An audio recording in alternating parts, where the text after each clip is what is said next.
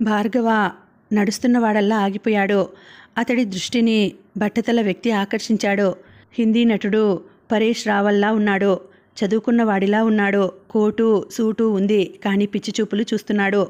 ఓ 5 నిమిషాలు అలాగే అతన్ని పరీక్షగా చూశాడు. కానీ ఆ వ్యక్తి మాత్రం ఇదేమీ గమనించక పేపర్ని తిరగేసి చదువుతున్నాడు.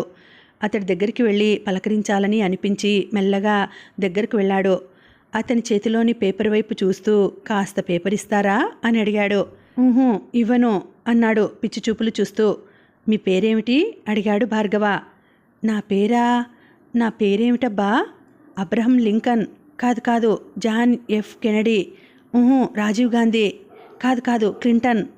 అది కాదు, మరేమిటబ్బా అంటూ క్షణం ఆగి, గుర్తొచ్చింది అంటూ చిన్నపిల్లాడిలా ఎగిరి అమితాబ్ బచ్చన్ అన్నాడు. షాక్ తిన్నాడు భార్గవ. అప్పటికి గానీ అర్థం కాలేదు అతను పిచ్చివాడని.